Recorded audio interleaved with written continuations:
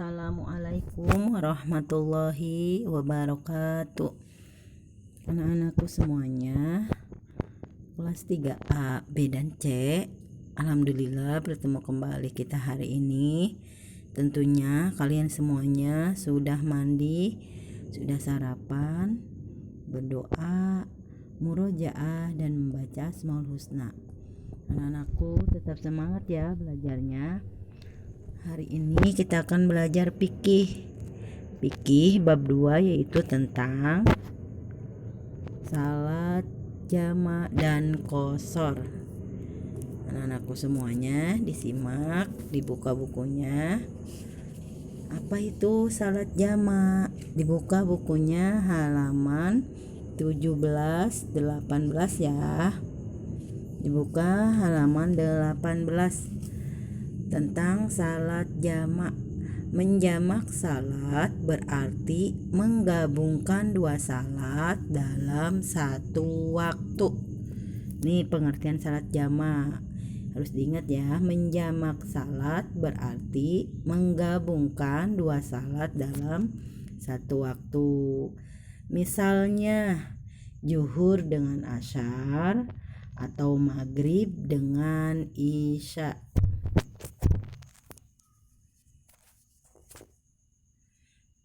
Lanjut, macam-macam salat jamak. Salat jamak terbagi ke dalam dua macam. Pertama, jamak takdim. Apa itu jamak takdim? Jamak takdim adalah dikerjakan pada salat yang pertama. 1. Zuhur dan asar dikerjakan pada waktu zuhur. Jamak takdim kan dikerjakannya pada salat yang pertama ya. 1. Zuhur dan asar dikerjakan pada waktu zuhur. 2. Maghrib dan isya dikerjakan pada waktu maghrib, jadi pada waktu yang pertama. Yang kedua yaitu ada jamak takhir. Apa itu jamak takhir? Jamak takhir adalah dikerjakan pada salat yang kedua. Kalau jamak takdim dikerjakannya pada salat yang pertama, sedangkan jamak takhir itu dikerjakan pada salat yang kedua. Contoh, 1. Zuhur dan asar dikerjakan pada waktu asar. Jadi dikerjakannya pada salat yang kedua ya. Kan zuhur yang pertama, jadi dikerjakannya pada waktu asar yang kedua. 2. Maghrib dan isya dikerjakannya pada waktu isya. Jadi kebalikan dari jamak takdim. Mudah-mudahan sampai sini anak-anakku paham ya. Sekalian disimak di bukunya ya. Di bab 2 tentang salat jamak. Kita lanjut. Sebab-sebab yang membolehkan salat jamak. Ada sebab-sebabnya ya, diperbolehkan kita menjamak salat. Yang pertama, safar. Ya, yang pertama itu safar. Apa itu safar? Safar adalah orang yang sedang berpergian jauh ya. Orang yang sedang dalam perjalanan, orang yang sedang berpergian. Dalam perjalanannya itu dia menempuh minimal 81 km.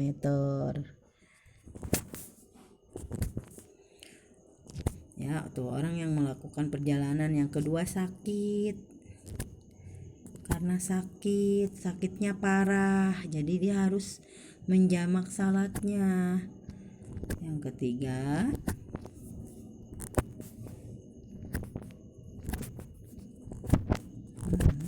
haji ya, lagi beribadah haji atau lagi pergi haji, dia diperbolehkan menjamak salat.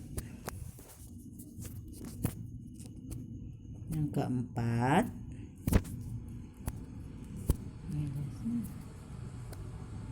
hujan. Kelima, ada timbunan lumpur.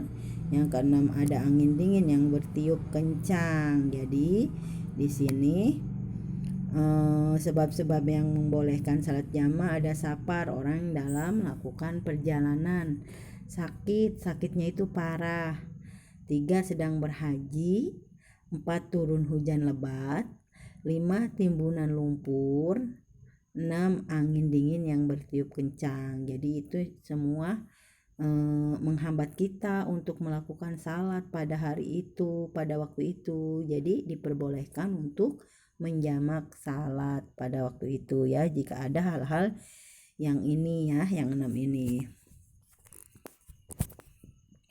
7 ada keperluan darurat yang mendesak, boleh.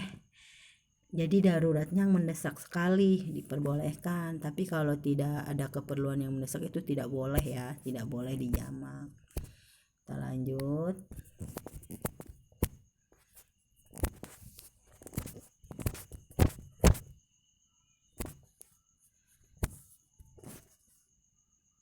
Praktek jamak takdim. Misal salat zuhur dengan salat asar dilaksanakan pada waktu salat zuhur. Berniat salat zuhur dengan jamak takdim. Takbiratul ihram.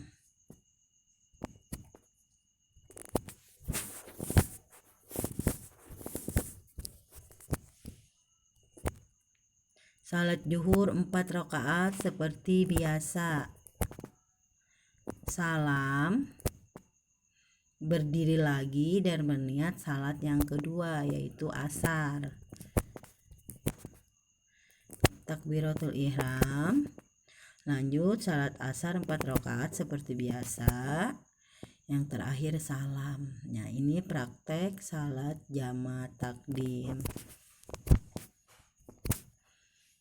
Sekarang praktek jamak takhirnya.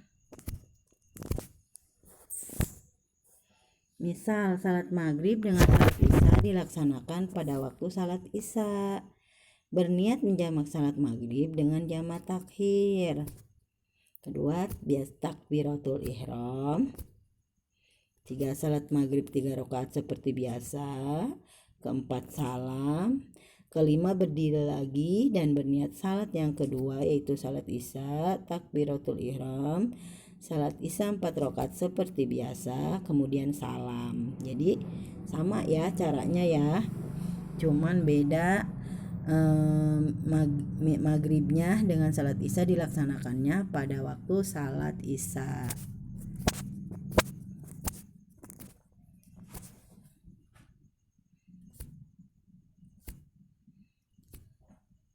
Nah, tugas anak-anak semua hari ini,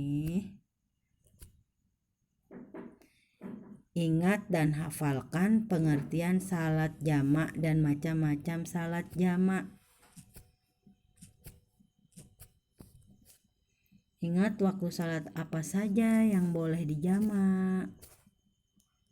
Ingat dan hafalkan dengan benar sebab-sebab diperbolehkannya menjamak salat.